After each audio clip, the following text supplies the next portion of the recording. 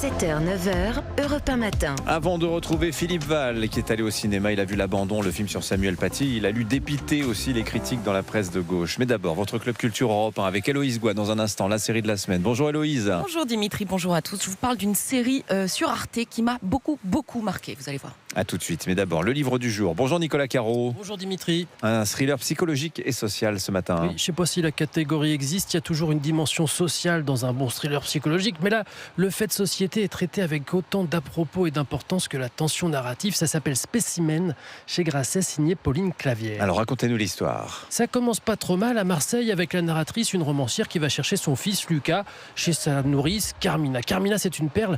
Quelle bénédiction d'être tombée sur elle un peu par hasard, sur les conseils d'une voisine, ça arrive. Il se trouve que ça doit être la meilleure nourrice du monde. Carmina, mais tout le monde l'appelle Mina. Parfaite, toujours d'humeur égale, bref, malgré toute son affection pour sa nourrice, Lucas court et saute dans les bras de sa mère quand elle arrive, mais cette fois quelque chose ne va pas. Mina essaye de le dissimuler, mais elle a un air inquiet, elle n'est pas comme d'habitude, la narratrice lui demanderait bien ce qui se passe, mais elle voudrait pas la gêner, et puis Mina lâche le morceau.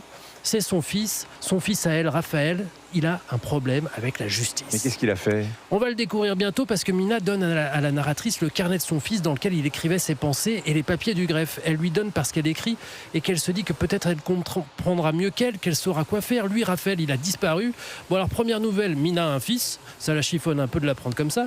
Elle en avait jamais parlé, mais bon, c'est pas du tout ça le problème. Le problème, c'est que Raphaël, 18 ans, est accusé d'exhibition sexuelle devant des mineurs de moins de 15 ans. Et il était dans un forum pédocriminel sur le dark web. Alors on suit l'enquête. On a le procès verbal des auditions, les témoignages des victimes, on lit aussi le carnet et l'affaire commence à prendre beaucoup de place dans la vie de la narratrice, assaillie aussi par un souvenir d'enfance, un traumatisme. Laura, une amie d'enfance, il s'est passé quelque chose quand elles avaient 10-11 ans, je vous raconte pas, mais les deux histoires se télescopent et la tension monte et à la fin tout éclate et je vous dis rien non plus évidemment, c'est dense, c'est fluide, c'est grave et inspiré et ça continue à hanter Héloïse Goua. Oui. Et Pauline Clavière, donc Spécimen. Merci beaucoup Nicolas Caro. Alors ça vous hante aussi cette série que vous avez vue, Oui, Héloïse Goua, série Arte, qui vous a bouleversé. Eh oui, et je préfère vous prévenir, c'est pas une série qu'on regarde distraitement en pliant son linge, Dimitri. C'est une fiction qui vous oblige à ralentir, à vraiment regarder. Elle s'appelle E.T. Et alors derrière E.T., il y a un grand nom des séries, Haggai Levy. C'est le créateur israélien de Beauty Pool, adapté en France avec En Thérapie, série devenue culte.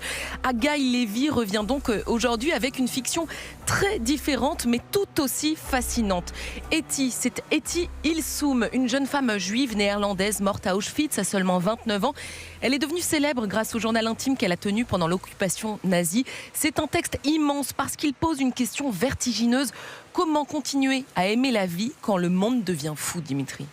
Et la série adapte ce journal. Oui, mais sans faire une reconstitution historique classique. L'histoire est transposée dans un Amsterdam presque contemporain. Même rue, même voiture, même vêtements qu'aujourd'hui, alors même que les lois anti-juives commencent à tomber. Et surtout, la série ne montre presque jamais l'horreur frontalement. Auschwitz reste hors champ. Ce qui intéresse Haggai Levy, c'est la vie intérieure d'E.T., sa manière de continuer à penser, aimer, désirer, alors que tout autour s'effondre. J'ai commencé à mener une vie différente, plus libre, plus fluide. Et tu es consciente que ça ne fait que commencer. Si ta vie n'est plus faite que de peur et de haine, est-ce qu'on peut encore appeler ça une vie ? Au cœur du récit, il y a aussi sa rencontre avec Julius Speer, un thérapeute allemand aussi fascinant qu'ambigu. Il devient son psy, son mentor et bouleverse complètement son existence. C'est lui qui l'encourage à écrire. Et pourquoi elle vous a tant marqué cette série, Héloïse ? Eh bien parce qu'elle fait quelque chose de rare. Raconter la Shoah, non pas uniquement à travers la mort, mais aussi à travers la vie qui résiste malgré tout. E.T. est libre, drôle, passionnée. Elle continue à chercher la beauté du monde, même encerclée par la barbarie. La série est contemplative, dense, exigeante aussi. Tout repose sur les silences, les regards, l'écriture et sur des acteurs extraordinaires. Et puis je voulais finir, Dimitri, avec cette phrase d'E.T. Ilsoum, écrite alors que l'Europe sombrait déjà dans la barbarie. La vie est difficile, mais ce n'est pas grave. Voilà, toute la série tient peut-être dans cette phrase-là.